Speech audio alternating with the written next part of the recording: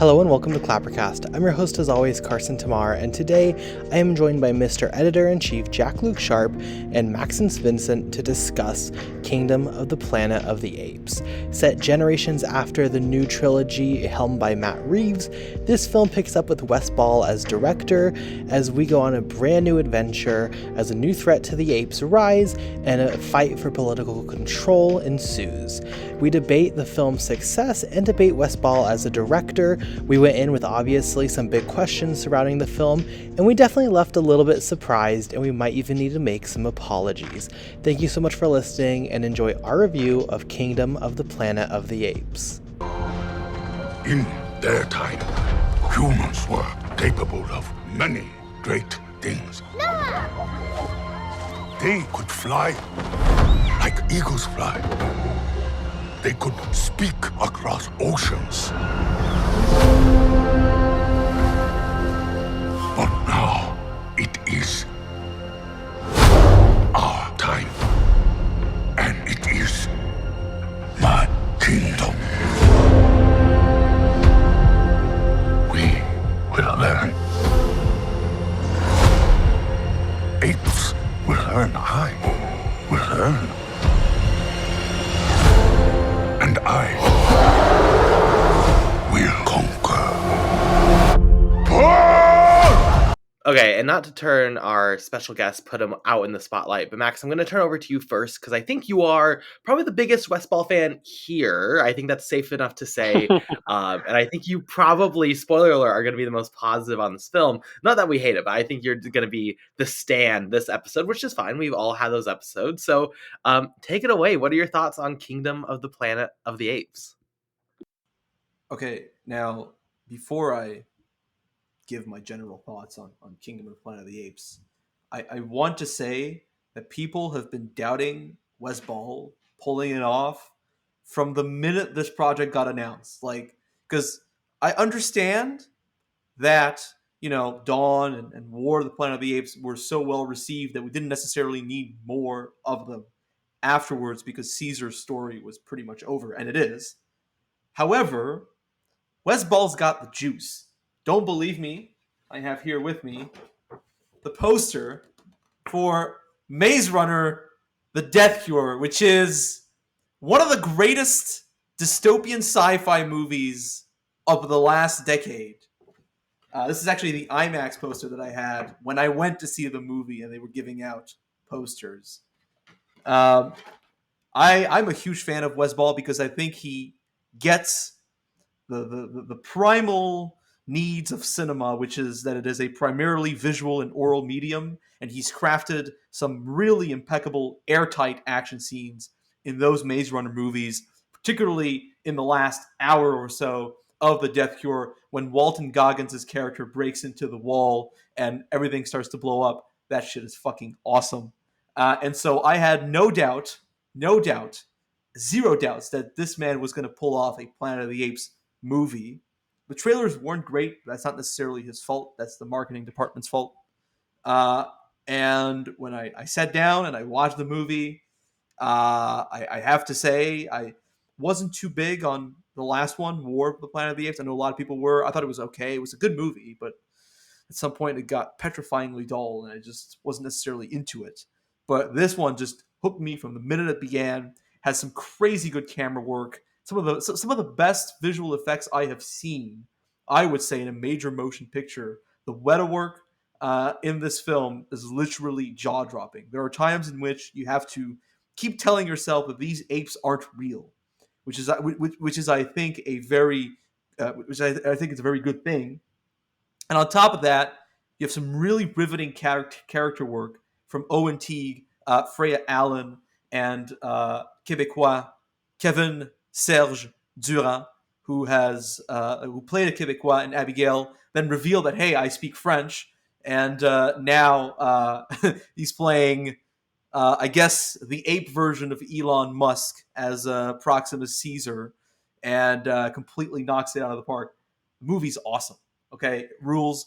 People doubted Wes Ball from the very beginning. They were like, he doesn't have the juice. Oh, it's a Maze Runner director. Who the fuck is he? Guess what? Never doubt this dude again. And I expect every single critic who shat on Westball for making this movie to write an apology letter and send them to him because he deserves it. There you go. I'm happy you've been listening to ClapperCast to hear what we've been saying about Westball in this movie. To quote us pretty directly, I think there at times. I will admit, and I gave an apology to Zack Snyder when I watched his Justice League version on Max, and I said it's a good movie. I will apologize to Westfall here in public. You made a good movie here. It's a fine movie. I don't know if I'm quite as passionate as you are on this one, but I really thought this was going to be a disaster, not just due to Westball, but like the positioning of this as part one of a trilogy. You know, we just got the Exorcist stuff. Like, we're seeing that is not necessarily the best position for a lot of films to be in and be conscious of. I thought this one was going to be terrible, and it really wasn't. I don't think it's great. I wouldn't say like any of the story really excited me. I wouldn't say any of the direction forward for the future of the franchise, which we'll get into, really excited me that much. But like, yes, the visual effects here are brilliant. I think Westball does a great job working with them and directing them. The visuals are fantastic. The action is really solid. But a lot of this movie, for me, was just kind of wandering around this forest, like wandering on this journey. That didn't do a lot for me. I found myself just feeling very bored. And I think a big thing is the runtime. This is a very long film, and I don't think it needs to be a very long film at all. But I guess just very quickly with my opening thoughts, and then we'll get deeper into it. I think this is definitely Planet of the Apes operating at a competent level. I don't know if it's operating any higher than that outside of visual effects, but like, this was a perfectly fine movie. I wouldn't watch it again. But if my friends were like, oh my gosh, we're going to go see this, I definitely would be able to watch it again. So that's good, I guess. It's better than I thought. But so apologies there, Westball. You did deliver a competent film. Jack, what are your thoughts? Do you have an apology to make? I probably do have an apology to make. I think I was definitely one of those people that Max is describing. I just think that after the duo Dawn and War, I think you're on the upper echelon of like cinema blockbuster. I think it's very rare that they can be sort of crafted to be thought provoking, thematically quite dense in a good way, but also surprisingly action spectacle and give a vibe off where the average consumer can enjoy it, but also a fan of the franchise, and also people coming in to just want a more sort of varied action spectacle in the sense that it's more intricate and internal. And I think Denis Villeneuve's Dune Part Two did a perfect job of that. So this coming on afterwards, not that Dune had much to do with my observation of this, but I think with Wes Ball being attached to it and the three Maze Runner films, which I think we spoke about this before. The first one is fine. I think the second one's quite good. I'm a bit more on a differing opinion of Max on Death Cure, but there's definitely a director there who, like Max said, completely understands visual treatment, who knows it's a visualization of cinema and runs with it. This is him being on this is good and bad for me, because this feels like a really nice soft reboot to get a director in to explore the world and be quite slow and lean into things. And this is exactly that type of feature in on a descriptive sense. It leans into certain thematics. It leans into the mythology. It leans into the culture that it wants to absorb. It leans into aspects of which are ultimately going to be bigger and bigger and bigger. I have no problem with that. The problem I have with this feature is that it feels to me undoubtedly just tying to mythology. It feels now that they've got to a point where they've had an idea of where to go in Dawn and War with some creative license, but ultimately they were going to get from point A to point C. This feels like we're undoubtedly on a linear time frame now, which I feel like is going to be a massive detriment as we go on. But undoubtedly, like Max said, I think the performances here are really interesting. I think the Weta Workshop stuff is outstanding yet again. It puts so much stuff to shame of how they convict on motion capture. And I was saying before this, he's going to release a previs version of this on the Blu-ray. I cannot wait to watch that raw performance and just see how it translates. I think this is a really good start for a part four. Ultimately, it's going to be a part one of three, very much like Rise was, in that it creates mythology, but it's quite slow, it's quite methodical, but it's very much, again, distance from the other two. So it's interesting what they're doing, but I think this done really well. I think Wes Ball's done a really good service with this. I think it showcases that he can do range. He can take one aspect of iconography, which is the apocalypse, and sort of twist it and turn it and make it into something else. This was really entertaining, really fun. It is very slow, but ironically, that's the thing I really liked about this. Bear in mind, the last one came out in 2017, so it's been like 5, 6, 7 years since we've been able to sort of go back to this, because I know there was a video game, Last Frontiers and stuff, and we've been quite distant from going back to this much adored and beloved franchise. I really like that we spent time here. I really like that we were on horseback, just going around to see what's happened. We haven't really seen this. We were in one forest, essentially one location on the other, probably felt like the other side of the probably not other side of it, probably more northeast, not more Seattle based. Um, so it was nice to see a different part of the world. I just think that when you look after the fact and when you walk away from the theater, and as I was driving home, I can't help but like there just seems to be so much more I would want to have explored here. I feel like we're just on the pinnacle. We're just touching on stuff, and there are big things that this feature promises, but we've got to wait another 2 to 3 years for it. And ultimately, when you see this as a singular episode, like in a Star Wars franchise or like a saga like the MCU, it feels like it has to have the enrichment of its sequels in order to be a bona fide piece in its own right, which I feel like is an issue that's coming out with sequelitis in its more so in the last few years, especially with like the MCU stuff. I just feel like you can't ever take something by its own grain now. It's got to be this collective output, which is a shame. But nevertheless, I think it's an interesting standpoint to go forward. But again, the most important aspect here is how surprising Wes Ball handles it. I think he does a very good job, especially when, again, like I said, this has to be interconnected from Matt Reeves' universe to the 20th century Planet of the Apes, the 1968 version, which I think visually, iconography does very well, but narratively, he's going to limit himself even more and more, which is going to be interesting to see what goes forward. But as I said, I really enjoyed this to go into it. 2.5 hours, it was a good ride. I think Kevin Durant's outstanding, but um, I think I just wanted a bit more, really. I think the Dune Part 2 comparison is interesting because I think both do a really good job with world building and adding mythology, as you mentioned.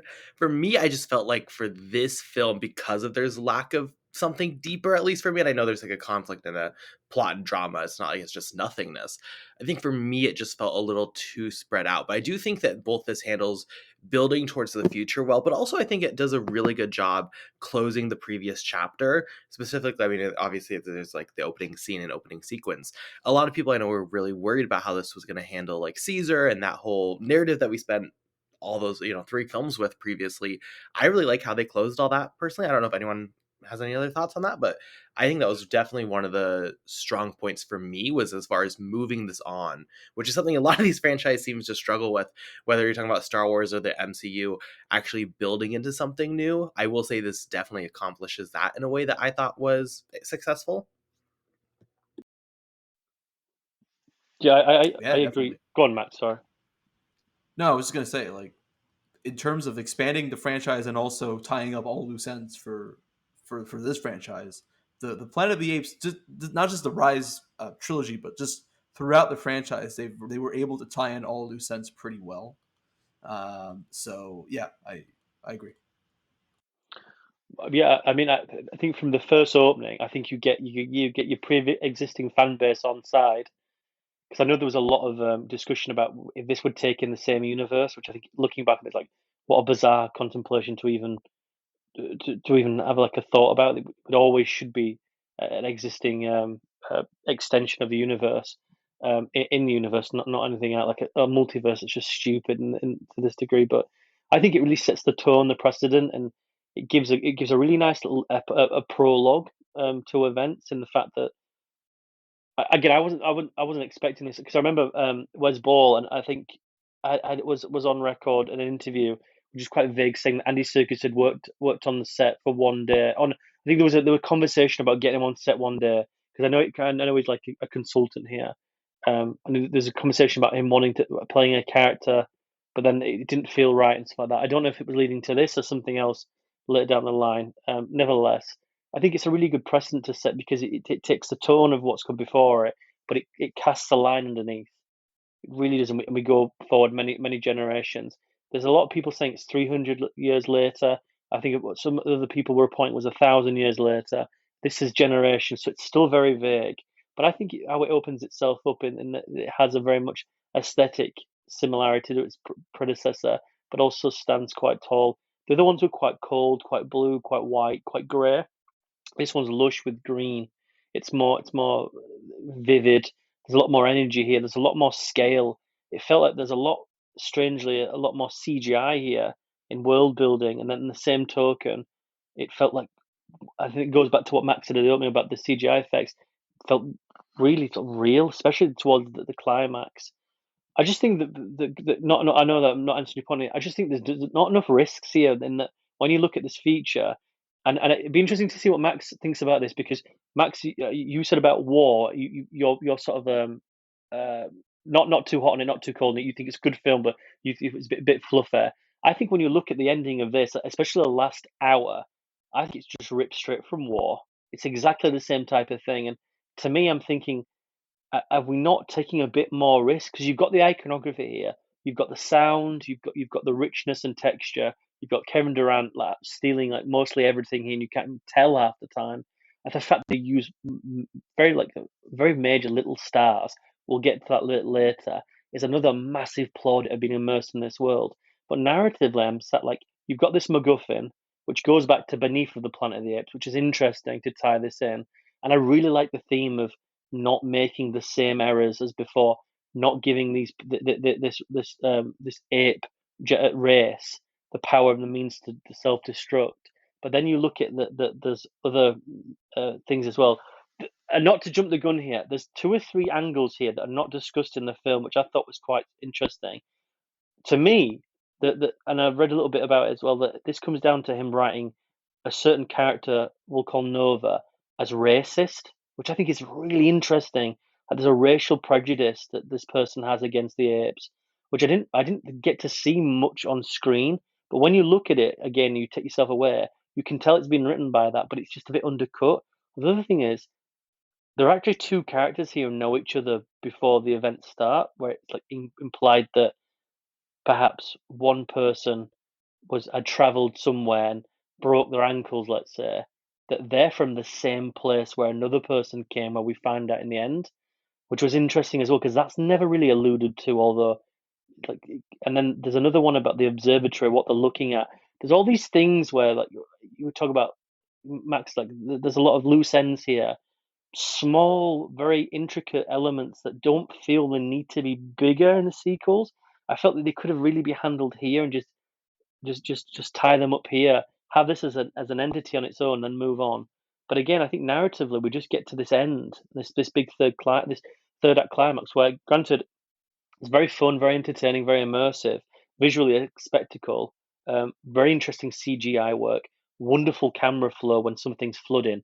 Really, it's very CGI heavy, but it's wonderfully fluid. Ironically enough, no pun intended. But to me, it's just a sign of them not having enough risks of a narrative. Push the envelope. Let's change it a little bit. Let's move our setting somewhere else. Let's just do something a little bit different. But for me, it just acted a bit too much to war. Played it a bit too much, too safe. Max, did you feel that way about the climax? No, climax is great. It feels it feels very much plucked out of Avatar, The Way of Water, and not from War for the Planet of the Apes. I mean, Wes Ball has his own James Cameron moment when the whole facility sinks, and again, the effects are absolutely incredible. No, my main problem with War for the Planet of the Apes is that at some point, its message is just repeated constantly, and it feels like it's just bludgeoning you over the head with it instead of evolving the story and the characters.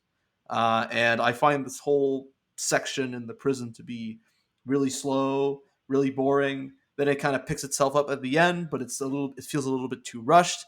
This one we have immediately it sets up the film as being more contemplative and expanding upon what happened 300 years after Caesar.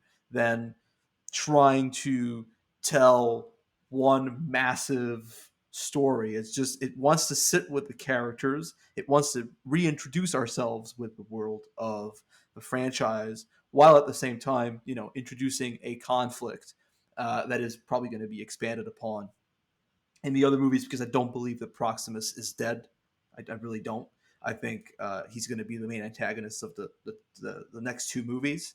That he wants to use human technology to basically rid himself of all humans, twisting Caesar's words to his own benefits.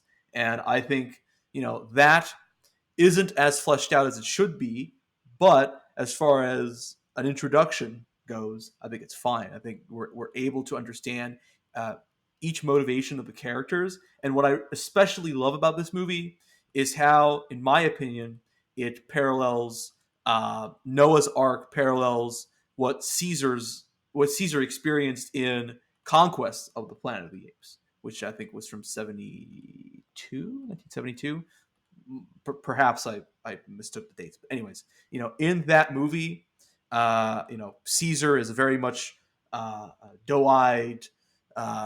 He's obedient, and then when he realizes what the humans are doing to the apes, well, he revolts himself and leads the ape revolution that leads into battle for the Planet of the Apes. And his view of the world has completely changed, and has completely shifted, and he will never be the same. Same thing here with Noah. After he's experienced everything with Raka, with Nova or May, and then with Proximus, he begins to understand what humans were like, and completely evolves from from how we perceive him in the first act of the movie, where he's more curious about exploring the world with his friend, with his clan, up until the moment where he has to rise up and become the leader of his clan after his father has died.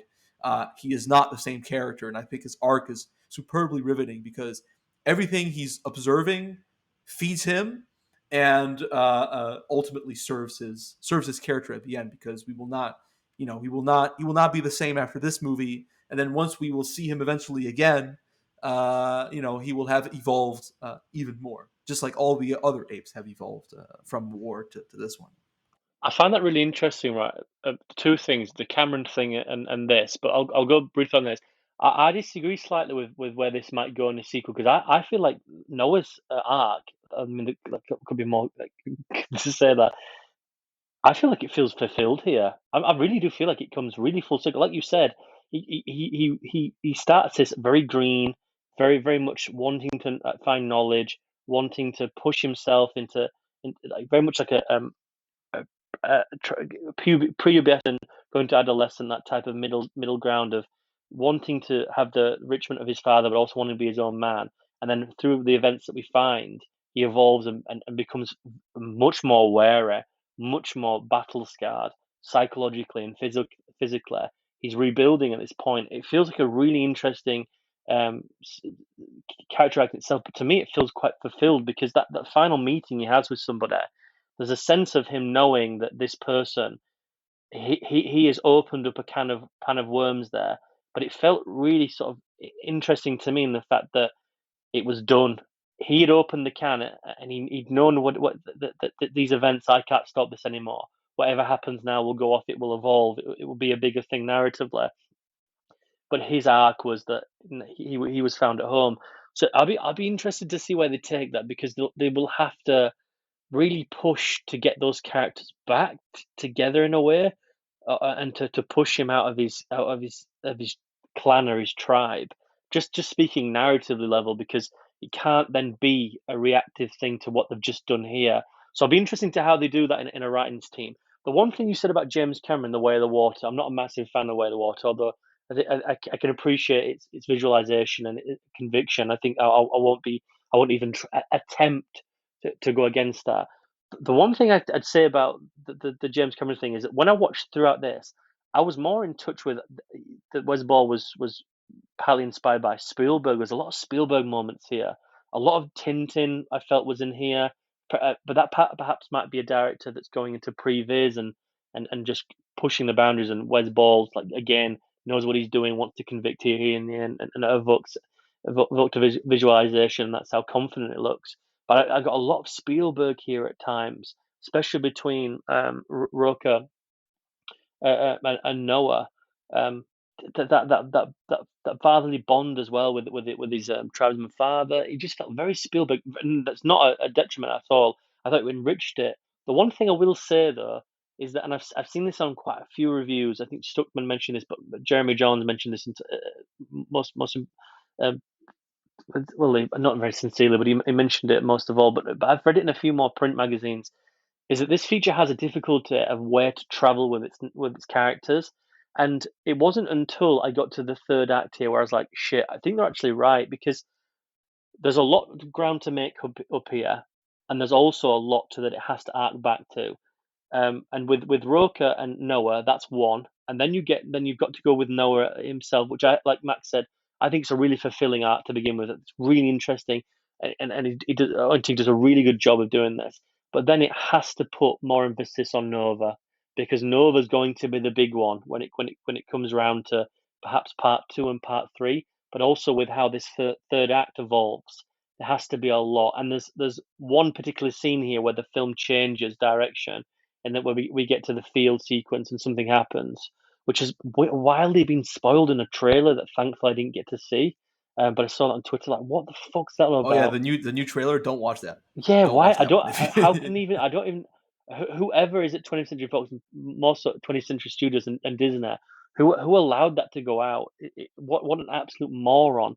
But no, there's a point where the theme and the intensity of that film changes, and we change almost to another character, and Noah takes a step back, which I think actually helps Noah, because then he's reactionary to everything that goes around him, which I think helps the character, helps the audience. Um, but I just feel like to go to channel the direction of a certain other character, which is Nova. To me, it's just like, right, that's not really why I'm here, because we understand that the human element. It was done in Rise, it was done in Dawn, and to some degree, it was also done in War, which I think is, again, not to reiterate myself, but I think is very comparable to this with the Proxima and Woody Harrelson, Colonel Kurt's impression. But to me, it's an interesting background with Nova, and that's what it should be. I think it should always be the apes. It should always be enriching the apes. So that's the only detriment I have. But I thought it was a very much Spielberg inspired. But I can understand the James Cameron stuff. So speaking of Nova and the human stuff, how do you feel about where the franchise, where this seems to be building to? Because obviously it seems to be building that the humans are going to be playing a even greater role kind of moving forward with this. Because I was like, personally, I felt like that was a very redundant thing. I was much more interested in how the ape society is and how the apes are dealing with things. I don't know if I need more human drama personally, but I don't know if that engaged either of you more. Now, beyond Freya Allen's really incredible dramatic performance as Nova / May, because her real name is May, I found the human stuff to be very undercooked. Like William H. Macy's character was pretty much the only aspect of the movie that I really disliked. I was like, "What are you doing here? Why you serve pretty much no purpose to the actual story. I get why he's there, but he doesn't necessarily do anything, and then he gets killed like pretty much like 5 minutes after he gets introduced, and I'm like, okay, I guess that's that. And then at the end, I understand why the movie ended like that, but um, it didn't feel as rewarding as it should have, because the tease didn't properly built itself upon throughout the movie as naturally as it should have. And I was like, oh, there are more human characters. All right. The movie ended like that.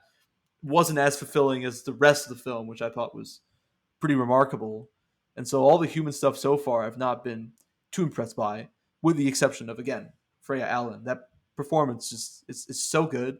What she's doing just with her eyes, because it's again, traditionally the Nova character, in the first Planet of the Apes movie, she can't speak. And so we're thinking the same thing. Now, if you haven't seen that new trailer, that's so stupid. But if we're thinking the same thing, that she can't speak, and so she's going to be doing her performance pretty much all in her eyes, all in her facial expressions, and she does that super well. And then when she says, I think Noah during the big horseback action set piece that is so cool, so fucking cool.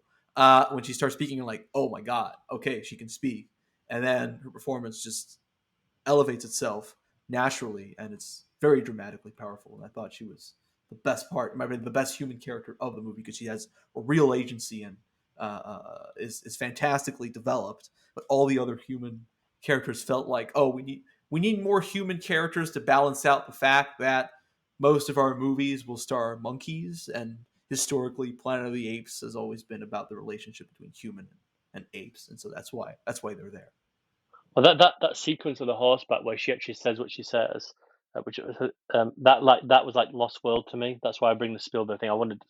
Didn't know if we are going to go into specifics, but I sort of agree half-heartedly with that, and I also am sort of a purist with this franchise in that I think War and Dawn proved that you can have an ape-centric feature and have the humans as background, but it's like what Max said. You have to have both of them because it has to. These films going back to '68 have always echoed political, social indifferences. If it's racial prejudice, religious prejudice, so on and so forth, and then you go into like fascism with conquest and stuff like that, and battle in the early '70s. Sorry, they've done a very good job of utilizing these two core groups, very much like how the X-Men did it in the comics and the early 2000s, in that utilizing this as a sort of a social conversation, and with the sort of binary, the 101 out there, they sort of need each other. And I do quite like the fact that it's almost been like a role reversal here, where you have the humans in rise, and then they ultimately squander out, and you have this massive influx of ape conversation, and then very much like the humans, to become on top and they become complacent, and they cause like genocide to themselves, and they're causing like war and brutality and enslavement. Ultimately, they become the enemy of what of what they ultimately want to be, and then you have this other rise where that becomes to slow down, and then you have another rise of humans. So I appreciate that this sort of avenue where they're going to go forward with that, and I think it will be quite enriching to see it. Obviously, they're going for bigger things here, but again, even if they do hint at things, for example, like the whole thing where she's going to the thing for the book, and I was like, oh, maybe it's like a book of like sign language, and she's gonna understand that she can't go back to that world, but she can evolve with it. I thought that'd be quite a touching thing. No, he's going for quite a big thing here. He's going for a narratively massive thing, and the reveal of them again, that there's other there. She's been working with him, and that's what I mentioned earlier. My implication was that William H. Macy was also from that group and went out, and then he was found and just like gave up on the idea of bringing the world back, and then she was sent out afterwards, because their relationship's very strange. If she would have found someone who could fucking speak for the and like no one else can, I thought that she'd be a bit more shocked. So there's definitely stuff on the cutting room floor there that's either implying that they either know each other, or there's mass hysteria sorry, about her meeting him, or vice versa. I don't know, but there's loads. You can tell there's loads more material there. Anyway, back to the point. I do think the implication's interesting, because you've got a society now building up, evolving from Proxima Season, what you said, Max, if it comes back or not. But there's that ideology now that's grown. They understand Caesar's teaching, and it'll be interesting how it influx and goes down, and if there's going to be a battle or an ideology thing, or if they're going to do the Beneath the Planet Apes and get the Alpha Omega and the bomb stuff. But the one thing they've got, and I mentioned this at the beginning, is they are trapped inevitably to get to 68. They have no choice, aside from if they remake it, which I don't think they can really do, because the integrity of the series then becomes even more strange.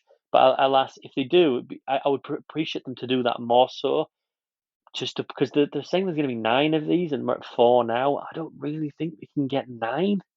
And that was always the plan. I doubt that's going to happen. Yeah, because when War came out, one of the producers at 20th Century Fox at the time said that there's one more left, which was this. And even then, it was said that this would go further in the future and bridge the gap. There's probably one more after this, and then they're gonna have to bridge it almost one to one. There's definitely a way to do that. I'll be excited to do it. But when they're looking in the observatory and they're looking at the sky, like we had that in War where we pan up and there's that music motif and we know what's going to come. Here we do the same thing. I just think just either take a risk and show the fucking thing, or really imply it. Because my interpretation was that there was going to be either something in there in that bunker of not anything to do with Charlton Heston or anything, but at least to be communicate to send out a radio signal, and then that's what brought them down.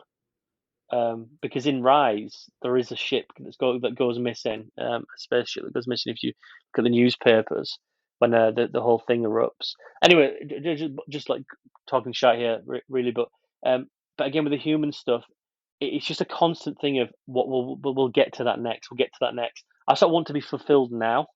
So if it was a little bit more less impacting and like, oh shit, here we go, and we just got to concentrate on the apes, and it was just sort of a very much a tease, I would have preferred that more so of like having a massive hinge and like, oh, that's where we're going next. Leave it a little bit more for room for maneuver. They still have time to incorporate certain other elements. Granted, they are on a more linear path now, but I'm not here to watch humans be anywhere more interesting than watching the apes. I think socially they're more interesting, especially with the enriching narrative that they've got now, with the ideology being misconstrued. He's building camps. He's taking people. It's very interesting about like the like Viking-esque, like raping and pillaging in like Europe and taking it back. I just think it's really, really interesting to see how that type of ape dynamic and social construct evolves. But I just thought as soon as he gets a gun in his hand, we're going to jump the gun because he can't do it because where we got to 68, they're so limited. I can't remember if they had guns in the 68 version. I know they had democracy and stuff like that. I think they did. I think they did. Yeah. Right. So again, it feels like as soon as they start touching these things, we're going to get too close. But for what it is, I do think the human element now is probably more as riching as it was in Dawn. And War was interesting enough, but it felt like it had been done. This one is like, oh, this can be quite interesting, but like Max said, it just depends where it goes now. It depends where that art goes next, which puts me back to the issue of you can't really take this as grain of salt as it is. You have to be impacted by what's next, which I think is just a, sort of a dissonance of, to really analyze this and to see it in its own merit. Yeah, and I mean, overall, I think myself and all others would agree we don't come to these movies for the humans. I don't, at the red carpet, they don't have the human characters parading down the red carpet alongside the apes on, horses. So I just feel like that was one of those areas where I just was, I was here for where it set up, but then where it eventually went, and I think it's underwhelming in the narrative in general, but it did not interest me. And I just feel like I guess I'm saying that about a lot in this film is, I guess, compared to both of you and obviously compared to a lot of people, I just never felt that engaged by it. I guess, like, just being honest, I don't know. I think there was an interesting world here and I'm interested with where this goes. But as someone who likes a lot of the old Planet of the Apes films, as someone who likes obviously the new series or the new trilogy, I didn't watch this one and think, oh, this feels as engaging conceptually as the rest. And I'm certainly not as interested as where it's going, specifically because of the human stuff. So I don't know. I guess for me, I'm just sadly a little bit more cold on this, but I think it's like fine. But I don't know. I agree that I think that people walking off the street here and watching it, just not really having a much idea about the filmography that's come before it, or at least the saga and the franchise and the depths to it, will see this as something that's quite slow, very basic, interesting to look at. I know there's a tease. I wonder what that means, and they'll go back and hopefully they'll watch the others on Disney Plus. I think this very much is built in for the fact of failing an average audience, but enriching those that are into this franchise. It's a mythology feature. It's a feature that wants to purposely touch base into the 68 version following to battle, and then the rise to the war It definitely is a feature of the two, and there's nothing wrong with that. I just think that when you get into it, it really isn't much you haven't seen before.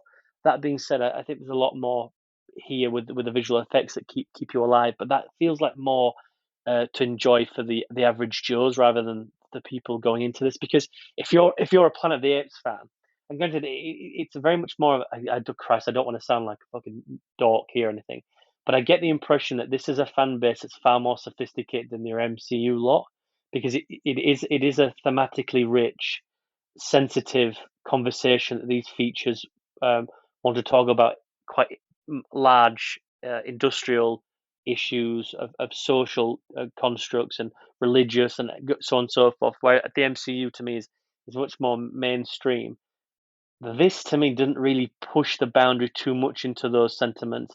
This isn't about what happens now if a person's teaching gets manipulated, because we only see one small faction of how it's been manipulated or evolved. Granted, that will have happened all over here, but we only get to see one small little bit. So, as much as it was interesting, I do slightly still think that the mythology is what probably keeps this more so alive, and it doesn't really, aside from the Nova, and you know where that's going, and you know where the inevitable here is, because you've got some sort of leaning to the where what about the Charlton Heston thing. Other than that, and the thing seen in the beginning, it really doesn't inspire um, the other fan base of War and Dawn, in a sense of like, all right, we're gonna evolve on these, but we're gonna teach. There's definitely something very very much new, very much wants to be its own thing. But even at that, I think it's very straight laced, very very simple, very fine tuned. There's very little fat here whatsoever in terms of depth. You know, we get to see a teaching which has isolated itself. It's evolved in its own level of moral compass and its own thing of we don't steal, we always leave one behind, we let the nature still have something, we don't just take. And it's interesting enough, but it's sort of simple as that to me.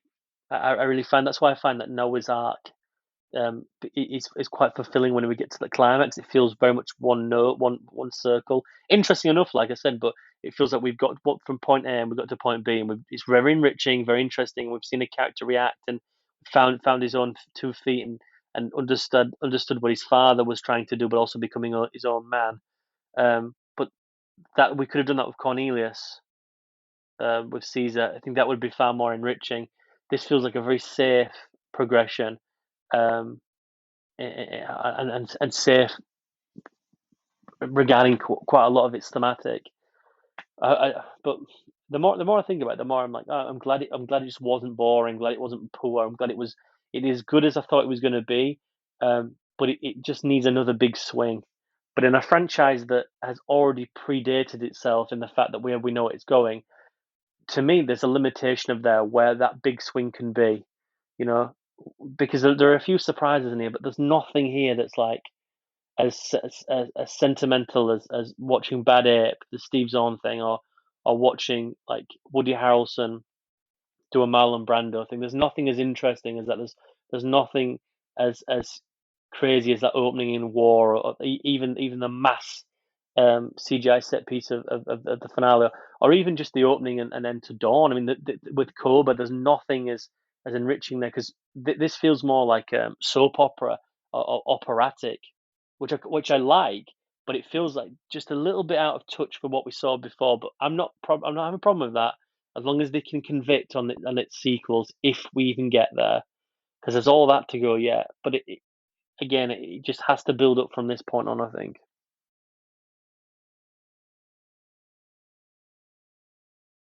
As we can kind of get into starting to get into our final thoughts here, and if there's anything we haven't brought up that you guys really want to bring up, Max, as the stand today, is there anything that you want to get into that we have not yet, or what are your final thoughts on the film?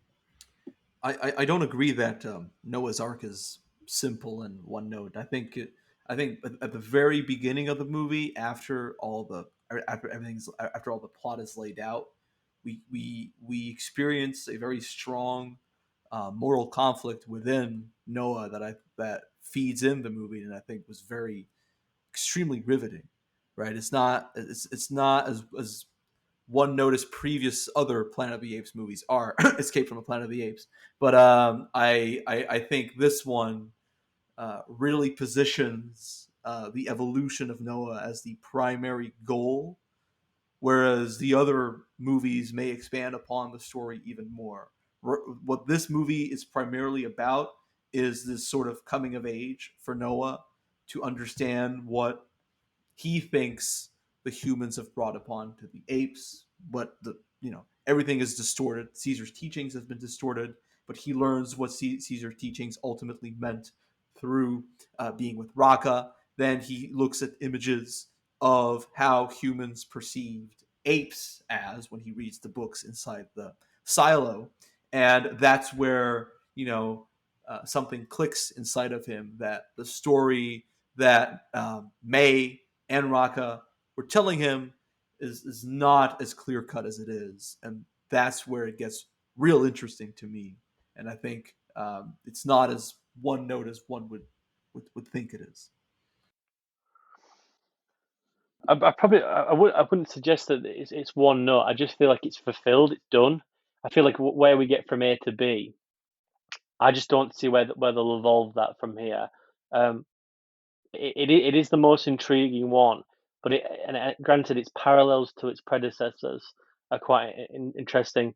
Although it's been done, he's intrigued by the humans.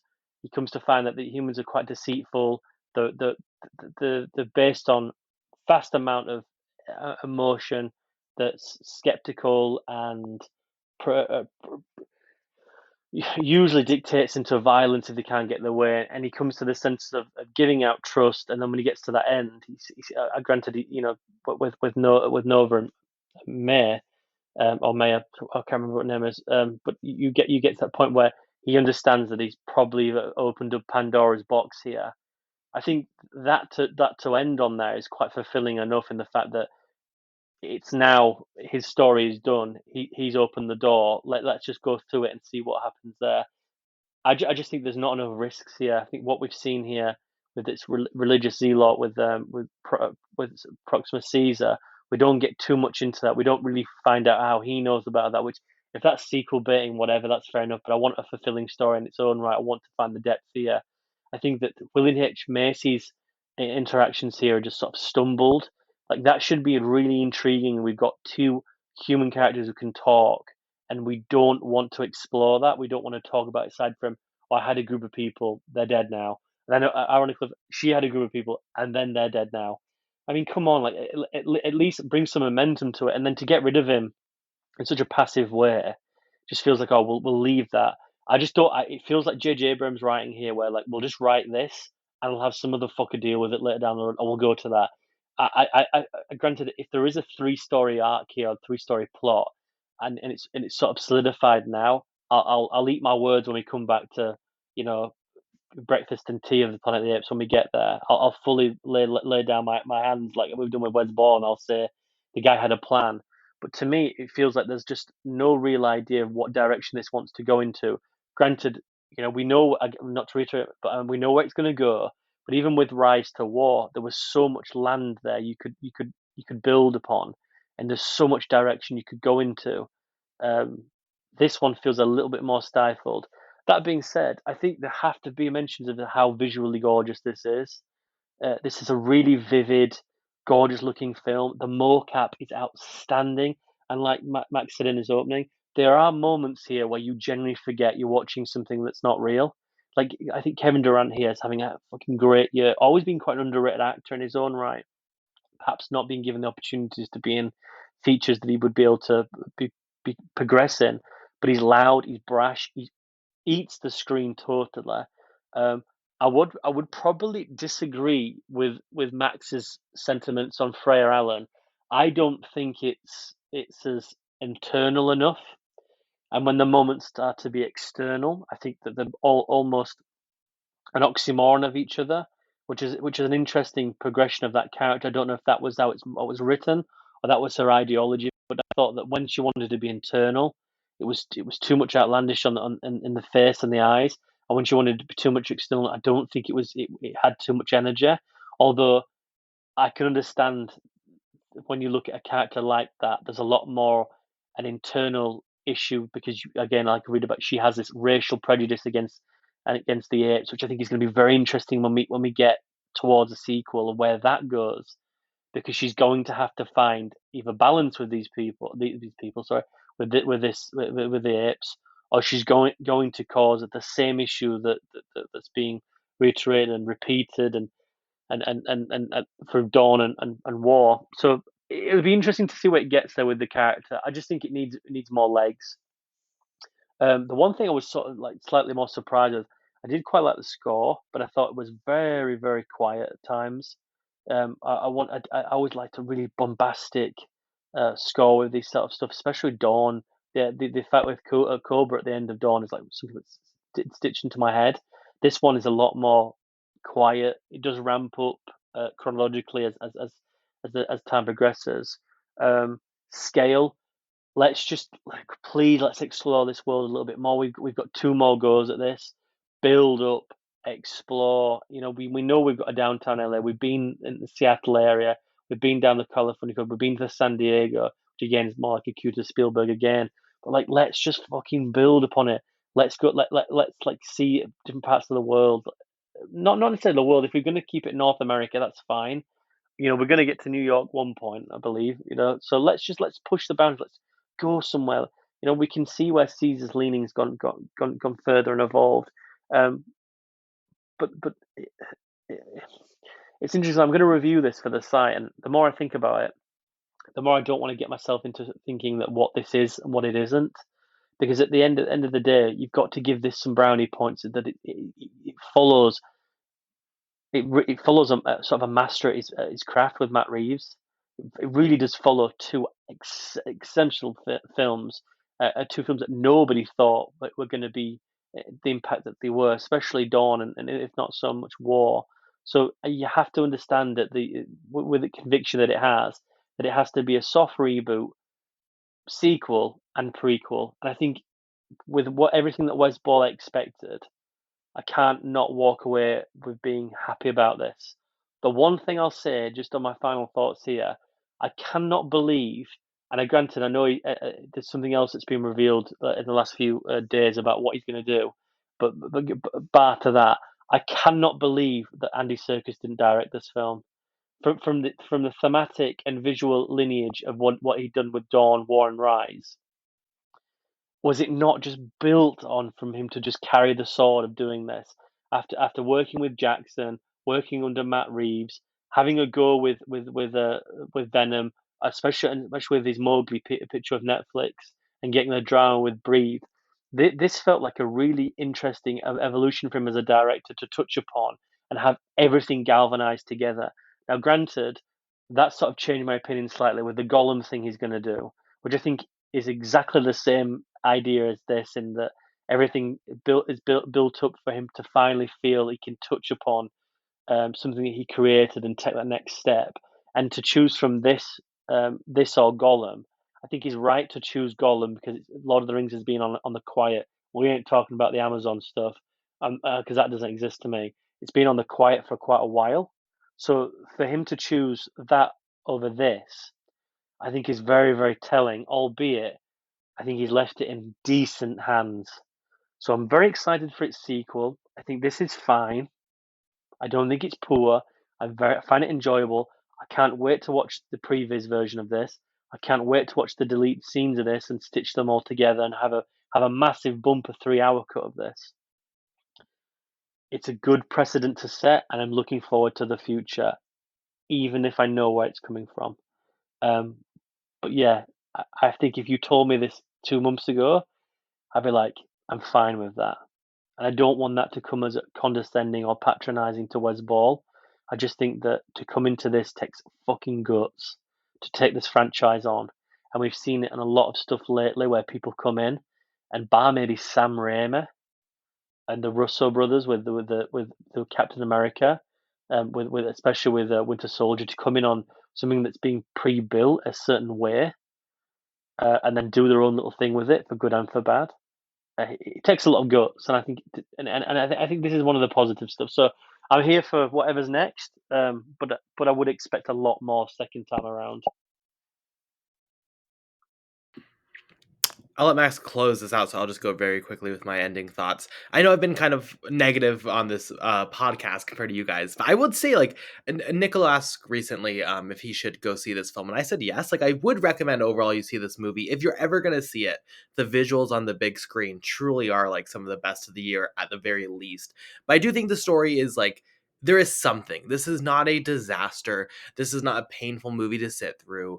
Even if it doesn't thrill me like so much of this franchise has, both the original series and the newer trilogy, I think there's enough here to feel engaging, enough here to respect. And absolutely, I think Wes Ball crafts a good film here. And I will say, even though I'm not thrilled by the human stuff or the direction narratively that they seem to be moving forward with, there is enough here to where, like, I'm definitely willing to give this another go. I'm definitely willing to enter this world again. I will definitely be more interested in the sequel than I was in this film, because this definitely was not the disaster I was prepping for.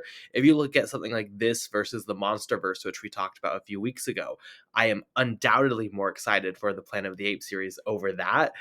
Even though I will say Godzilla suplexing Kong is fun, I think that this franchise has potential, and I hope it realizes that.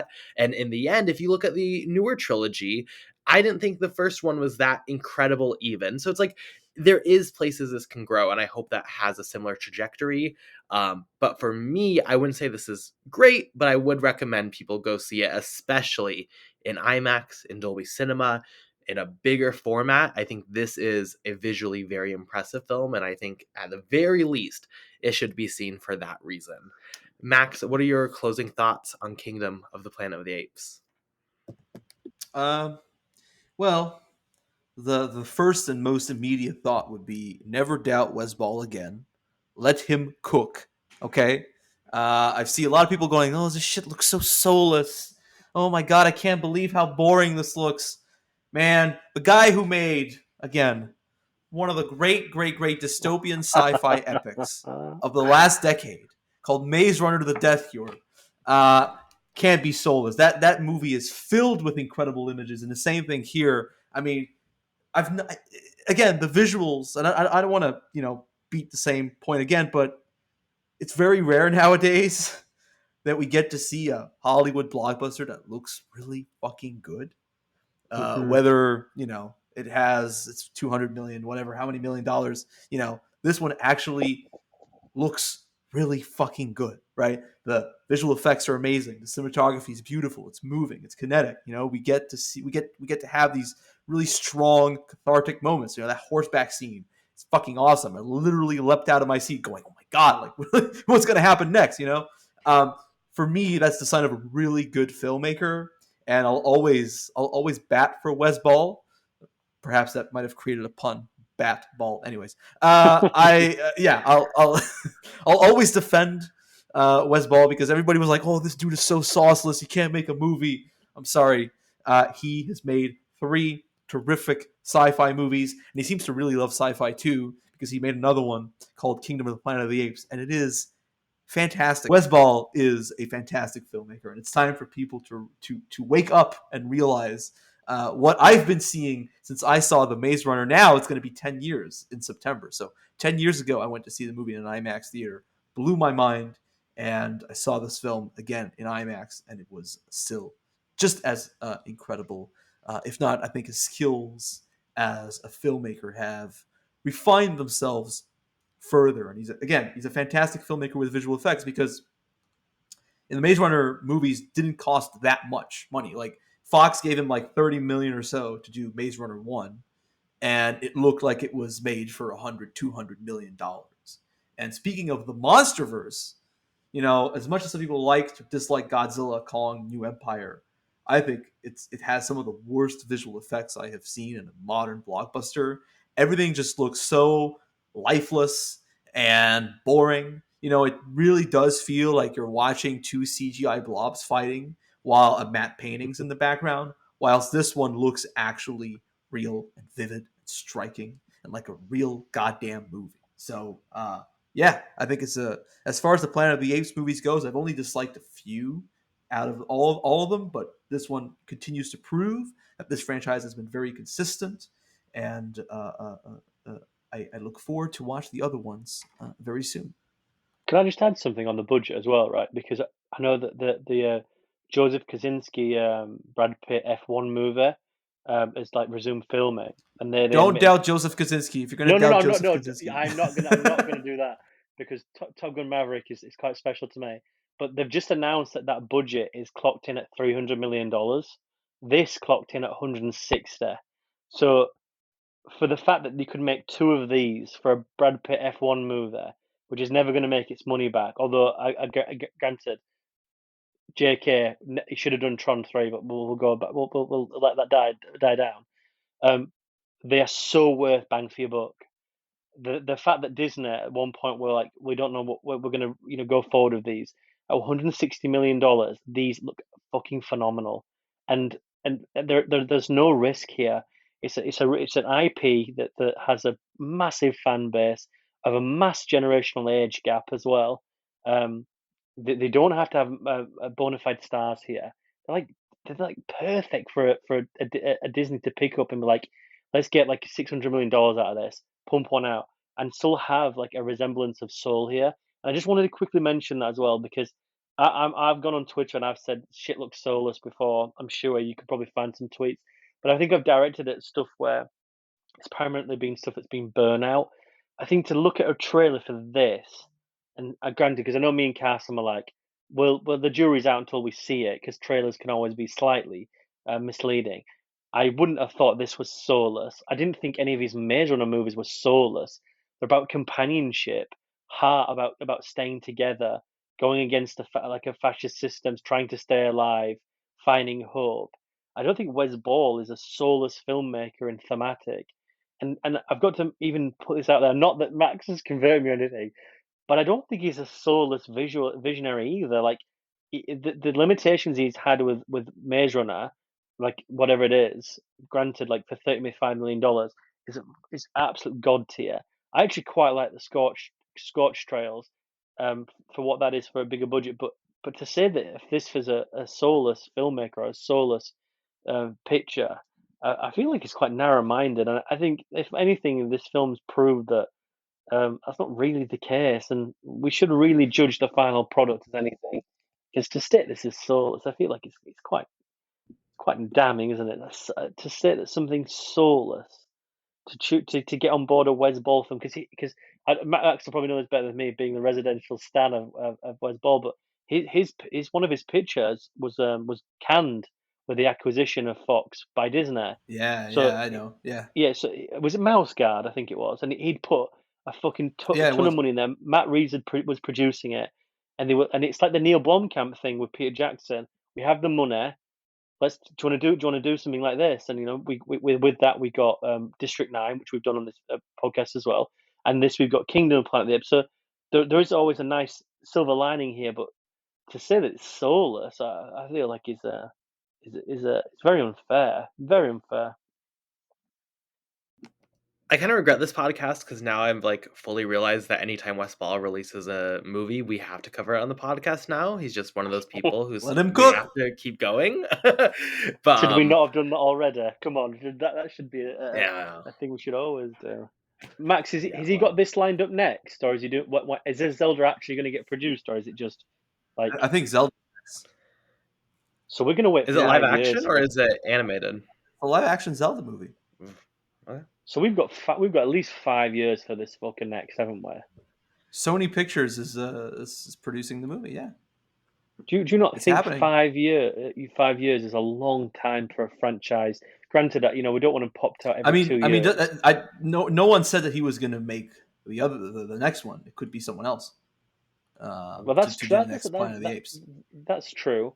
Although I find it strange that the first 3 films he made was a trilogy, and then the second 3 he's going to make is another trilogy. I think he deserves to make some. Well, he's going to do Zelda. He's going to go from that. It'd be interesting to see if he does connect on, but a 5-year wait's massive. I think they'll do the Star Wars thing and they'll bring someone else in.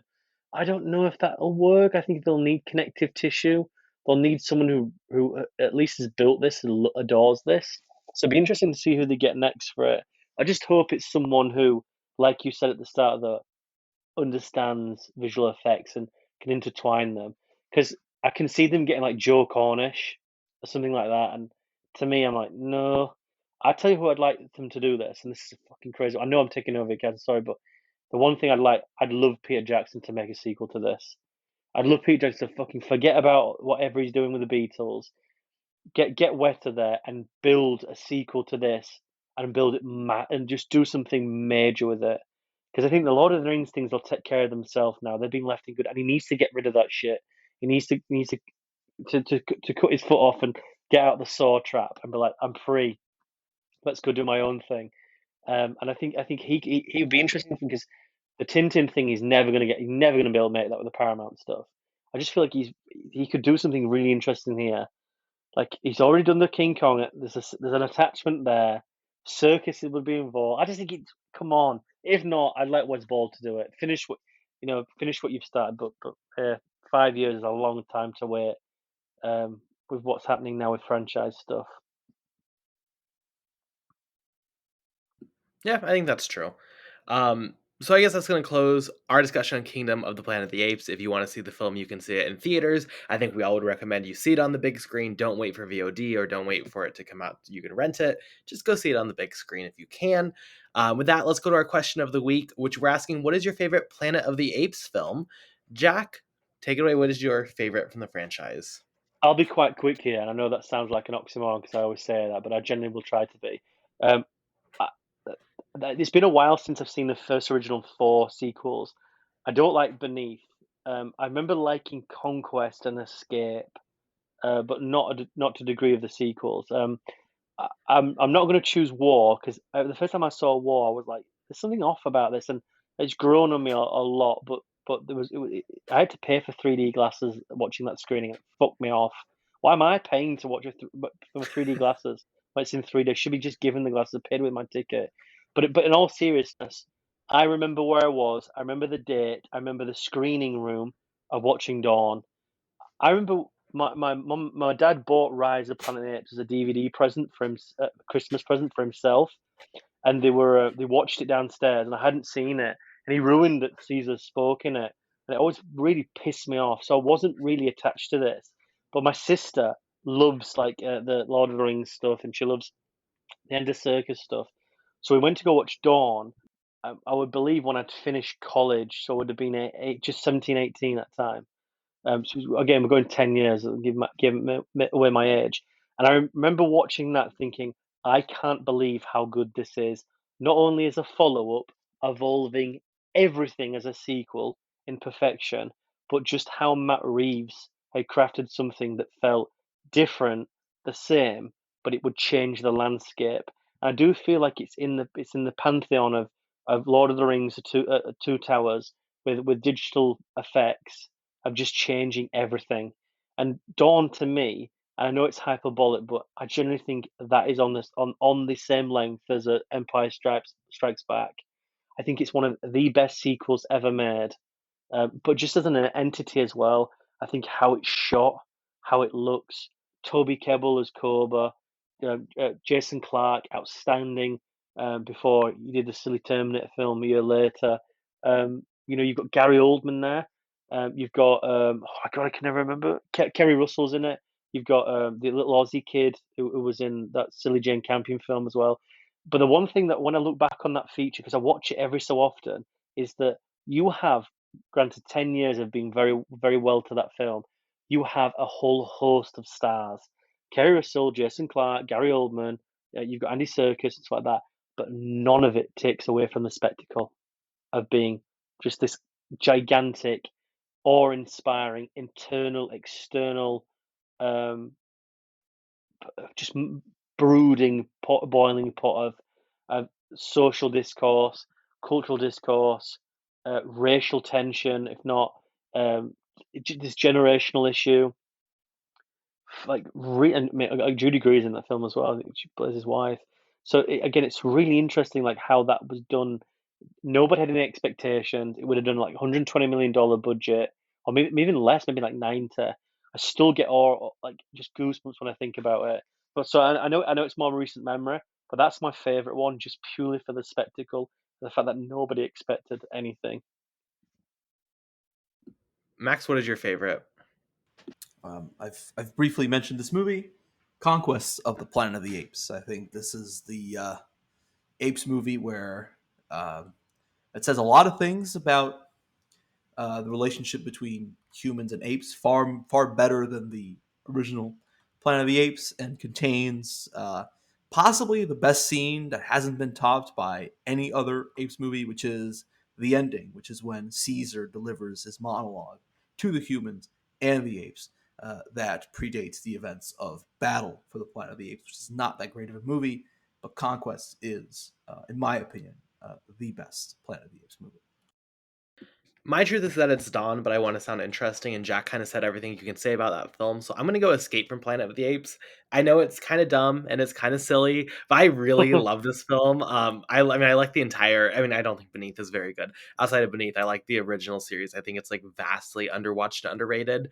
But this one, like, yes, it's dumb. Yes, it's silly, but there are like some moments where I think it's genuinely quite poetic and beautiful, especially in the climax. I love the climax of this film.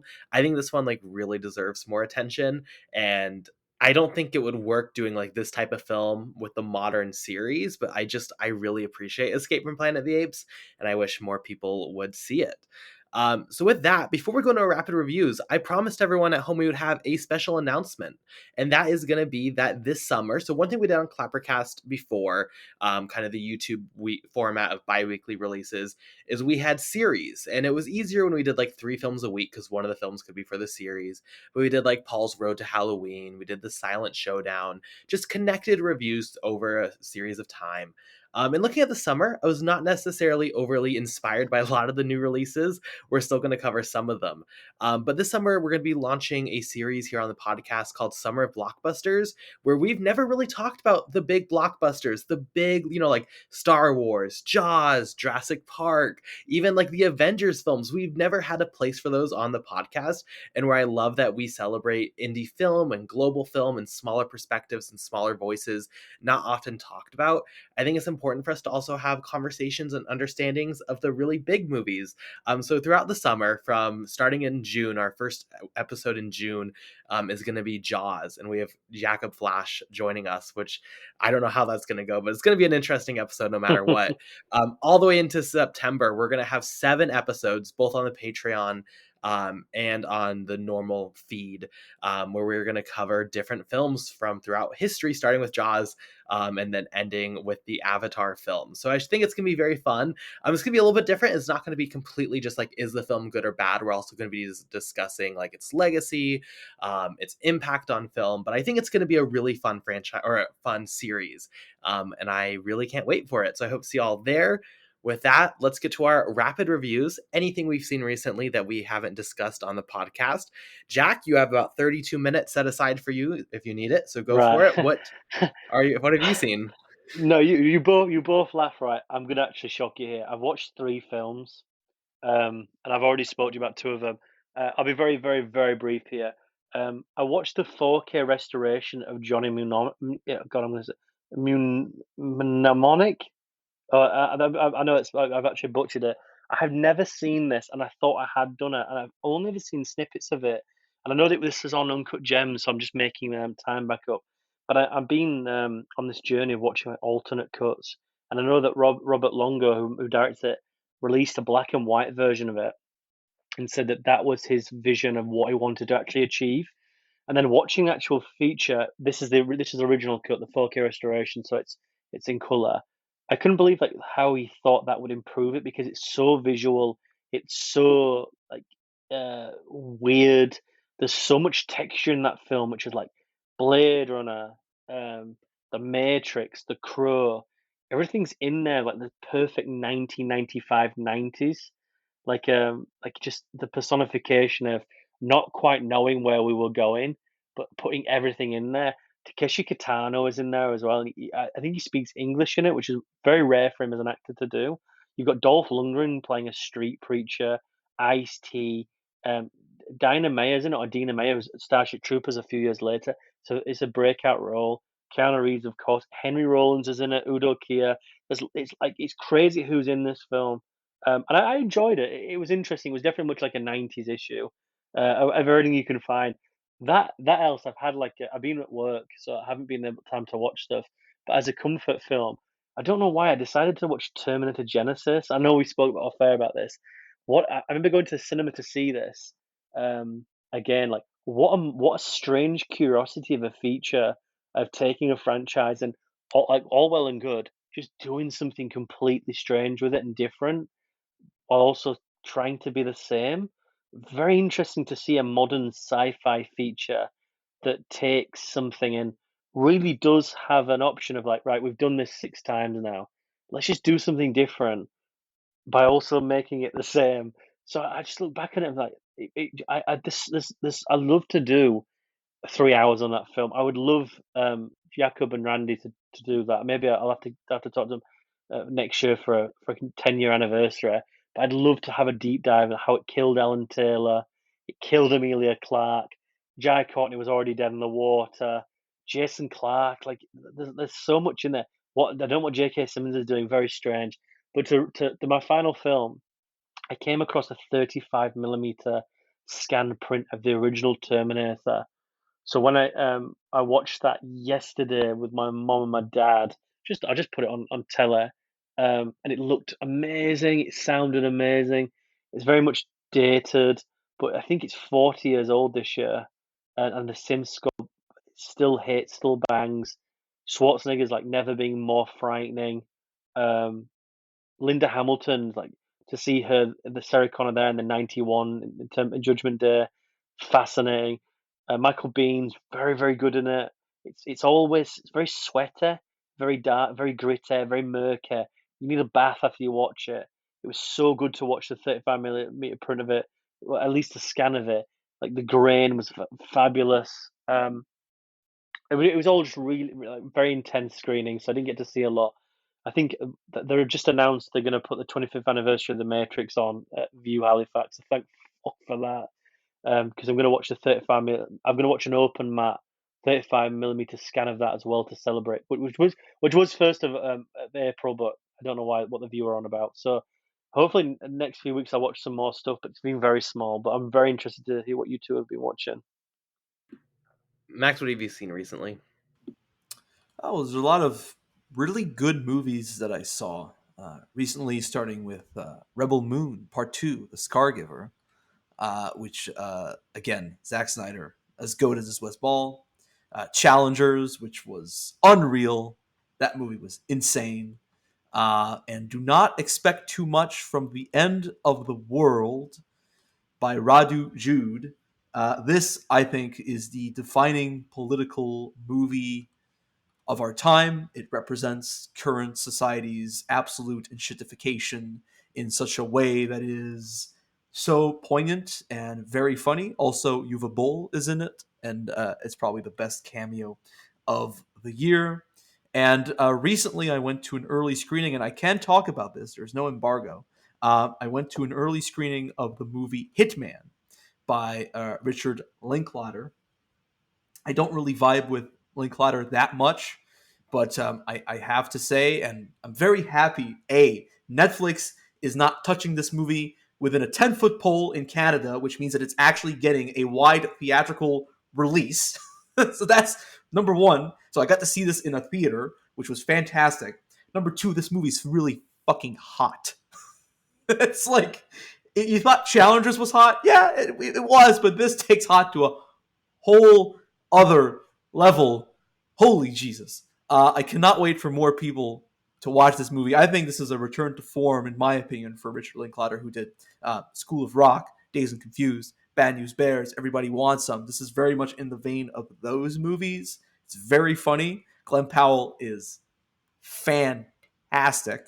Fantastic. And the chemistry that he has with Adria Arjona of movies like Morbius pops off the screen. It's awesome. And I cannot wait for people to see it either in select theaters if they're in the US on May 24th. If you live in Canada, it's only coming out in cinemas. And then on Netflix on June 7th. And yesterday I saw The Old Oak by Ken Loach. his allegedly final movie. That's what he said. It was good. I'm not going to say it was his best movie, but the biggest takeaway that I had from it as I was watching it is that I will miss his input on social cinema very deeply if he is true to his word, and this will be his last movie. So there you go. I mean, he's very old. That's a good show. I watched that last fall, and it was quite moving. We're gonna have a podcast episode some point, probably like in the fall, on Ken Loach, and I'm really excited to talk about him because I think he's a really great voice who often is not really talked about that much in film, but it's besides the point. For me, obviously, in preparation for our Jaws review, considering who we're going to be podcasting with, I wanted to get refreshed in all the Jaws sequels, so I watched all three of them. They're all kind of not great and bad, except I do like 3D in a weird way because I think it's somewhat interesting in premise, and because I have a really like deep childhood memory of my sister forcing me to watch it when I was like super, super young and being fucking terrified of the underwater tunnel. Scarred me completely. So I don't know, Jaws 3D has a weird place in my heart. I finally watched Abigail, which I'm not a big Radio Silence fan in general. I think their Scream movies are bad. Ready or Not is fun, but kind of there. Abigail I thought was fine. There's some interesting bits of mythology here. There's some interesting things in the premise. I think if they didn't spoil the entire gimmick of the film, I probably would be more engaged instead of spending like 50 minutes being like, what's happening when I know what's happening. But I thought it was like fine. It was very Radio Silence. And then finally, this month, I'm trying to watch a bunch of Palme d'Or films, and I'm sad Nick couldn't be here because I did watch David Lynch's Wild at Heart, and I was kind of blown away by this film, to be honest. I would love to do a ClapperCast on this film one day. Doesn't really even feel like Lynch in a lot of ways for me.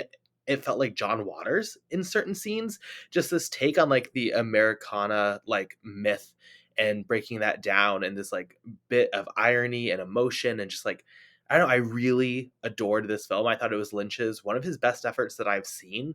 I have a couple more of his to check out, but like overall, a very big fan of the film. And like I said, I know Nick is also just like, I want to do Lynch on the podcast. We should do Lynch on the podcast. A shocking take from him, I know, but I would love to include this on there at some point. So those would be my rapid reviews for the week. With that, let's find where we can see everyone on social media. Max? Yeah, you can follow me on social media at Max from Quebec. Same handles everywhere. If you're a West Baller, I don't know, how do we call the West Ball fandom?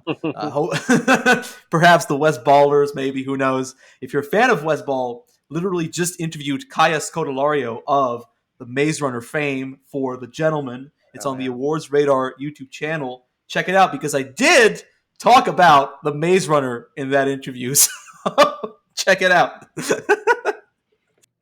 And speaking of YouTube, you have a YouTube channel, right? Where you... Yeah, well, I haven't necessarily been on my YouTube channel for a long time because I've been busy with schoolwork. But if you want to check out my past videos, you can do that on MFQ Reviews, which is the YouTube channel's name. Jack, where can you find you? You can find me on Twitter, X, and Letterboxd with the username at Jak-Luke Sharp, and you can find reviews and features on Clapper. Kingdom of the Planet of the Apes, what we're talking about now, I'm going to review that as well. So it's been really interesting to get your two thoughts about this and definitely to dissect it for a review because there seems to be a lot more to talk about. So I'm looking forward to that. But yeah, thank you very much for having me on. Of course, you can find me on Twitter at BP_movie reviews. Letterboxd is Carson Timar. Thank you so much for listening and joining us today. On Patreon later this month, we're going to have our James Whale special, which I'm really excited for. And then we'll be back June 2nd to discuss Jaws. So again, thank you so much for listening. Goodbye.